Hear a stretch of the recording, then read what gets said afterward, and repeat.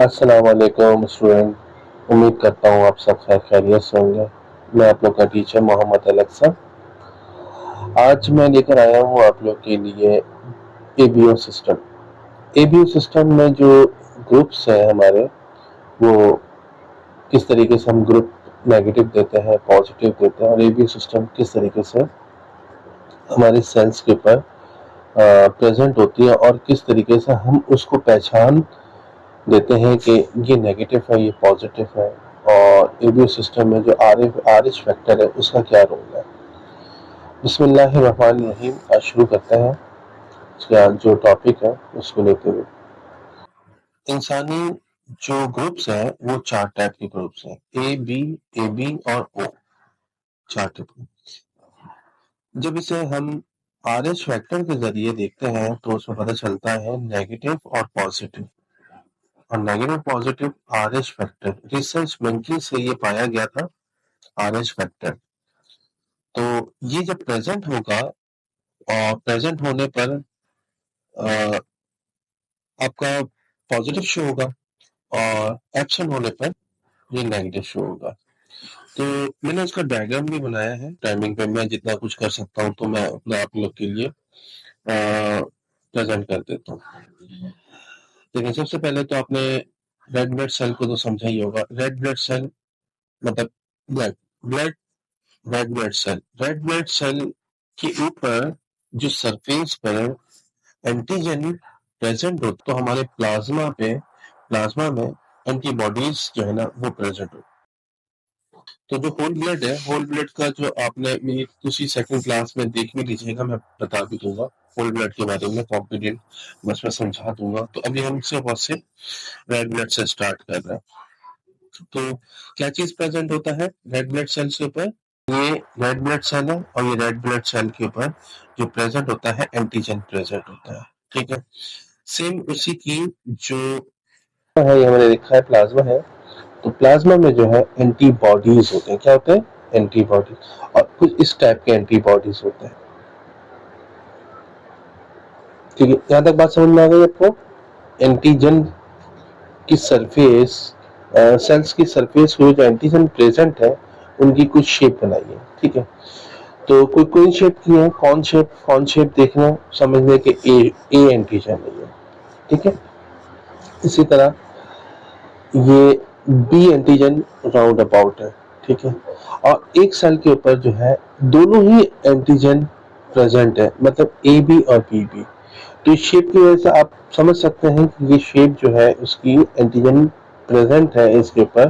तो उसकी वजह से हमें पता चलता है कि ए वाला कौन सा है, बी वाला कौन सा है, और इसी तरह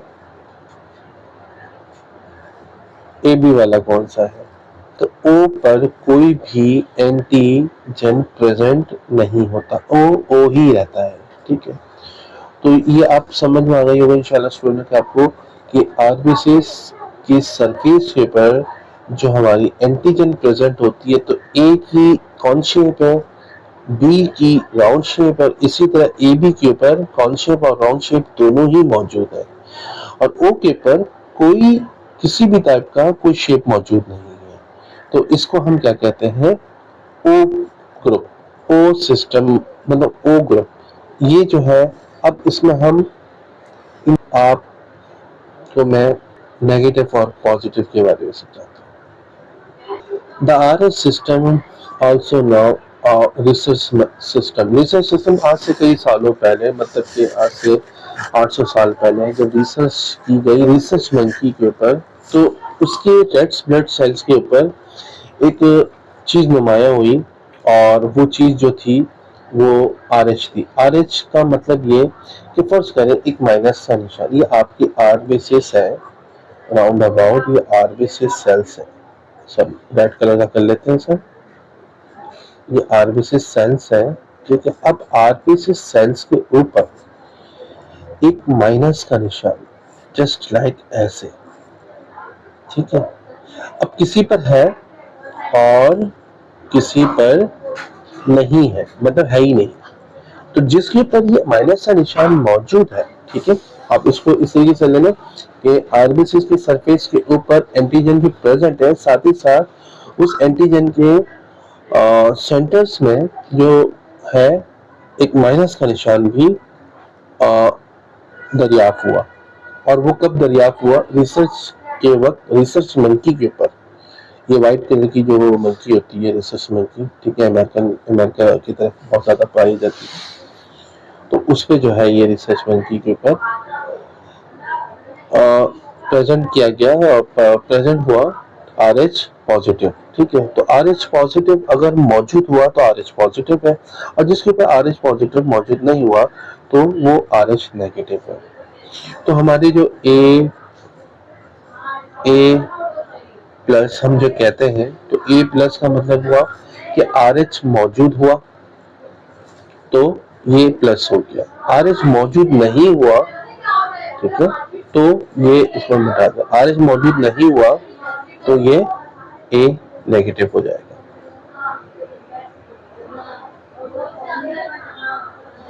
क्योंकि इसके ऊपर RH मौजूद नहीं है, ठीक है, इसके सराउंड पर, इसके एंटीजन के साथ। इसी तरह हमारे ग्रुप्स कितने हो गए? अगर हम इसको काउंट करते हैं, A पॉजिटिव, A नेगेटिव, दो, ए बी पॉजिटिव और ए बी नेगेटिव 4, और बी पॉजिटिव बी नेगेटिव 6, और इसी तरह ओ पॉजिटिव और ओ नेगेटिव 8। ठीक है, स्टूडेंट कोई प्रॉब्लम आए, किसी भी तरीके से कोई चीज़ समझने में प्रॉब्लम आए, तो आप मुझे मेरे कमेंट्स बॉक्स में जाके मुझे मैसेज कर दीजिएगा। इंशाल्लाह उस पर जो है मैंने आपको पूरी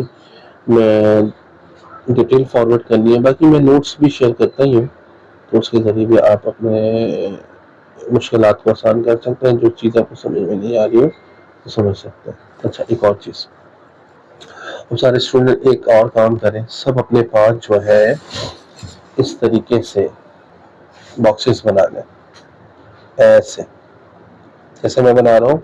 रफ पेपर ले लें, जल्दी जल्दी, शाबाश शाबाश, ठीक है।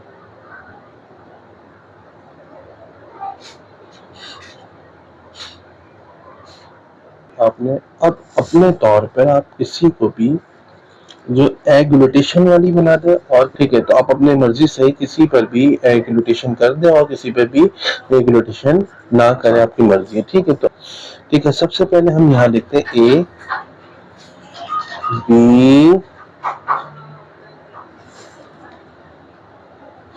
और उसके बाद डी।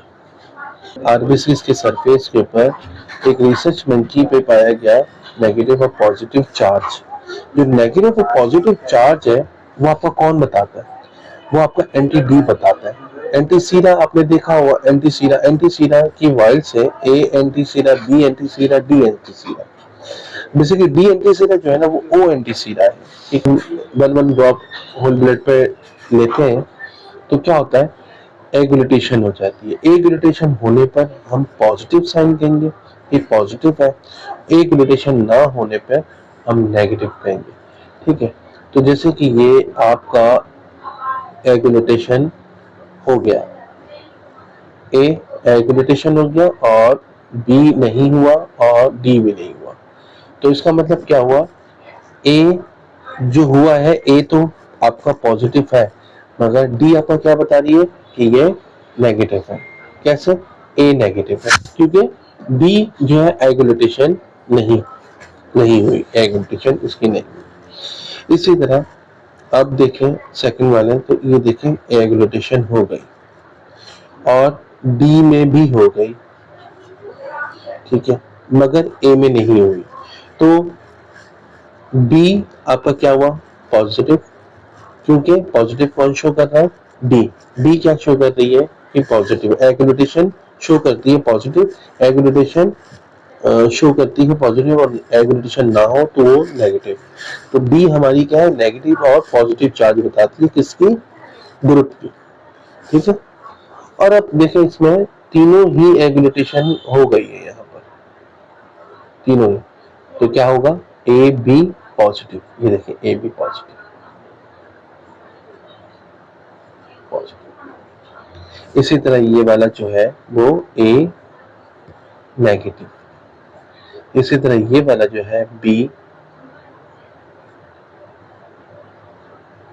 पॉजिटिव, क्योंकि B वाला फट गया, B वाला एडिकुलेटेशन हो गया और साथ ही साथ उसके B वाला भी हो गया, A वाला नहीं हुआ, तो क्या हुआ, B एडिकुलेटेशन हो गई है और D की भी हो गई, तो B पॉजिटिव। ठीक है, इसी तरह नंबर C में चेक करें कि तीनों में ही एडिकुलेटेशन हो गई है, तो आपकी A भी पॉजिटिव। इसी तरह थर्ड वाले में तीनों में ही एडिकुलेटेशन नहीं हुई, तो A भी नेगेटिव। तो इस तरह आप जो है स्लाइड बनाएं और स्लाइड बनाने के बाद जो है उस पर इसी ऐसा ऐसा से प्रैक्टिस करें, तो इंशाल्लाह आपको उम्मीद है कि ग्रुप परफॉर्म करना और लगाना बखूबी आ गया होगा। Thank you so much. Allah हाफिज़।